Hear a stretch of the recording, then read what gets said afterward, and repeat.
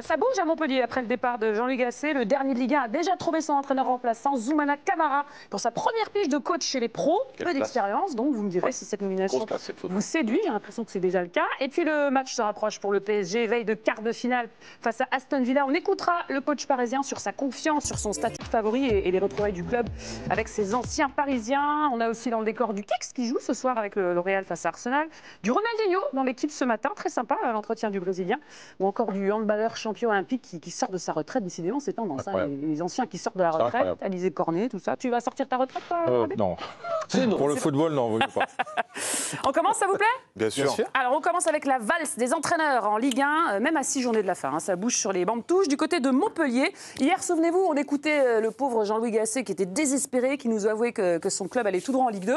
Et bien depuis, Juju, il y a du nouveau dans l'Hérault. Puisque Zoumana Camara a remplacé Jean-Louis Gasset à Montpellier. Donc, il est arrivé dans l'après-midi, Zoumana Camara, pour diriger l'entraînement. Il sera sur le banc dimanche contre Angers. Il a signé jusqu'en juin 2027 avec le club de Laurent Nicolin. Zoumana Camara va donc découvrir le monde pro en tant que coach.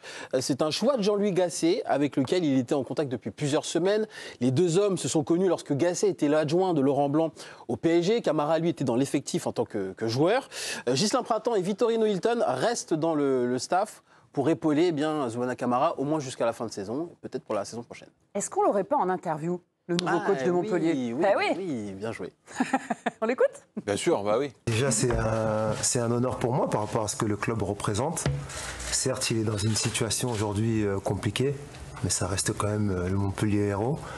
La situation, elle n'est pas évidente, mais je la prends de manière où je me dis qu'en venant maintenant, je gagne du temps et je prépare l'avenir. Et ça permettra à la fois de mieux se connaître, de faire le point, l'état des lieux sur l'effectif, pour préparer au mieux la saison et les saisons à venir. Donc c'est dans ce contexte-là que j'ai fait ce choix d'accepter de venir maintenant. Voilà pour le nouveau coach de Montpellier. Donc on l'a bien compris qu'il préparait surtout la saison prochaine, même si mathématiquement rien n'est fait pour Montpellier. Est-ce que vous comprenez ce choix? Est-ce que vous validez cette décision, cette nomination? Pierre Bouby, pour commencer. Moi, je suis ravi. Pourquoi? Je suis ravi parce que déjà, je l'aime beaucoup en tant que consultant. Je sais. c'est pas le même métier. Non, mais je sais aussi par rapport aux expériences qu'il a eues au PSG que c'est un coach qui a des idées, qui a du charisme. Déjà, quand tu le vois habillé et quand tu le vois derrière le pupitre de la conférence de presse, c'est un mec qui pèse déjà par rapport à sa carrière et par rapport à son aura. Il a un aura qui est naturel. Tout ne tient pas sur les fringues, Pierre Bouby. Non, mais t'as vu tout de suite, il sera bas. Non, mais je trouve que c'est très intelligent au lieu de partir sur. Enfin, ils étaient partis sur Gasset, où tu étais un peu parti sur de l'émotionnel, essayer de toucher les joueurs qu'à l'intérieur du groupe, ça n'a pas fonctionné. Là, tu pars sur un profil qui est ambitieux et peu importe en fait l'issue du championnat. C'est-à-dire que le club descende ou que le club reste en Ligue 1, même si j'y crois pas une seule seconde et de toute façon, c'est quasiment catégorique qu'ils vont descendre. Malgré tout, tu t'envoies un signal qui est positif et avec une possible suite. Ce que je n'imaginais pas il y a encore 2 semaines, parce que quand je vois les supporters, quand je vois Jean-Louis Gasset qui jette les clés en disant « moi j'en peux plus, ça devient catastrophique », tu vas avoir un chamboulement aussi au niveau des contrats et des joueurs qui vont partir. Donc lui filer les clés maintenant, même en cas de descente, je trouve que c'est super intéressant pour préparer l'avenir, il l'a très bien dit. Pierre, tu as évoqué le charisme de Zoumana Camara et son passé de joueur. Il est passé par des très gros clubs, Zoumana Camara, l'Inter quand il était très jeune, l'Olympique de Marseille, Lens, Leeds, Saint-Etienne ou encore le Paris Saint-Germain. Eric, alors on sait aussi qu'il est passé par les équipes jeunes du Paris Saint-Germain, notamment les U19 pendant plusieurs saisons.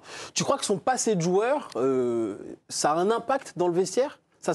Ils sont sensibilisés par ça, les joueurs? Oui, toujours un peu. Forcément, si tu n'as pas d'expérience en professionnel et que tu arrives entraîneur, ça t'enlève pas ton crédit, mais c'est quand même différent dans la vision des joueurs. Donc là, le fait qu'il arrive, qu'il ait eu une expérience assez importante en tant que joueur, il l'a un peu moins en tant qu'entraîneur, mais ça n'empêche pas son jugement, ça n'empêche pas d'être capable de rectifier le tir un petit peu sur cette équipe de Montpellier, même si comme le disait Pierre, je pense qu'il y aura une descente, quoi qu'il arrive, c'est inévitable, mais ça veut dire que ça s'inscrit sur le futur, et du coup, ça permet aux joueurs aussi peut-être de se projeter finalement sur une fin de saison qui va être qui était déjà chaotique, mais qui va l'être, mais avec un entraîneur nouveau, peut-être que des joueurs vont se transformer en se disant peut-être que je vais m'engager peut-être sur sur la suite. Juste sur le peu d'expérience, il n'a jamais fait trop de grosses équipes, hein, on est d'accord. Non, il a coaché, donc il a été adjoint au Paris Saint-Germain entre 2015 et 2021, donc adjoint de Tourelle notamment, un petit peu de Pochettino. Et puis il a entraîné les U19 du Paris Saint-Germain, avec qui il a eu de bons résultats, notamment en Youth League. Toi, Kanto, tu as côtoyé récemment Zoumana Camara.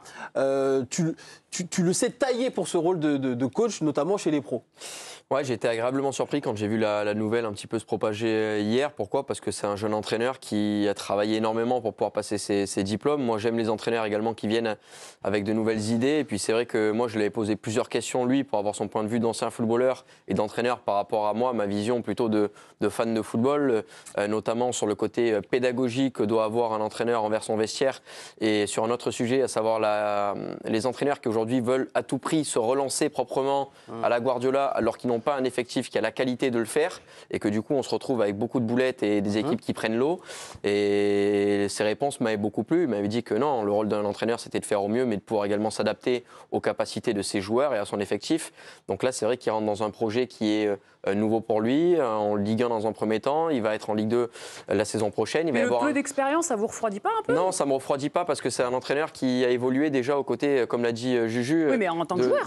Oui, mais il a évolué également aux côtés des Tourelle, par exemple, des Pochettino, où il a pu apprendre énormément à leur côté. Mais le rôle d'adjoint, on a tendance à dire oui, il est adjoint, il est numéro 2, il sert à rien. Non, la réalité, c'est que l'adjoint est aux entraînements tous les jours. Et il y a beaucoup d'adjoints, même comme Gasset auprès de Laurent Blanc, qui sont quasiment aussi important que l'entraîneur principal. Et peut-être plus au contact des joueurs, parce que l'adjoint a toujours une relation un peu différente de l'entraîneur.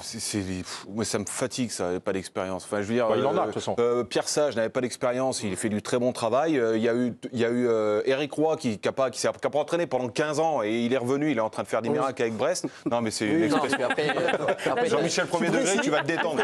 Non, mais il y a aussi Roselior qui arrive à Strasbourg et qui n'a aucune expérience de la Ligue 1, et tu as des entraîneurs comme Der Zakarian, qui a 20 ans de carrière en Ligue 1 et qui, en changeant de club, a toujours les mêmes problèmes. Donc, c'est compliqué. Moi, je suis très content qu'il y ait un entraîneur avec un vent frais, avec une philosophie de jeu. Et puis, malgré tout, voilà, il y a plein d'entraîneurs qui sont en national, en CFA, qui sont plus bas et qui ont des vraies idées. Sauf que arriver à avoir le diplôme, c'est très compliqué. Le chemin, c'est Koh-Lanta. Ouais. Donc, t'as essayé ou quoi? Non, mais j'ai même pas envie d'y aller. Il faut rendre des palettes avec ça de feuilles. Moi, c'est beaucoup trop long. Mais je trouve que c'est hyper positif pour les nouveaux entraîneurs et ceux qui ont des idées de se projeter justement et de prendre en exemple Zoumana Camara. Et ce qui me plaît avec le choix de Montpellier, c'est qu'ils sortent de leur routine, de toujours faire confiance à quelqu'un du cru. Aux anciens. Bah ouais. Voilà, exactement. Oui. Là, comme tu disais, Pierre, c'est rafraîchissant, Eric. Ouais, non, c'est vrai qu'ils avaient quand même l'habitude de prendre des mecs qui étaient déjà passés soit par joueur, soit par entraîneur. T'avais un Vito Hilton aussi, qui aurait pu. Ouais, non, mais il est là. Il est dans le staff. Donc déjà, il y a quand même une identité club. Après, derrière, franchement, il a quand même une certaine expérience. Évidemment que c'était pas l'entraîneur numéro 1, je parle pas pour les 19 ans, mais je parle pour le Paris Saint-Germain, mais c'est une expérience d'entraîneur. Ils vont tout changer. Bruno Carotti, il est sur la sellette parce que le travail qu'il fait depuis... Alors, il a fait du très bon travail pendant un moment.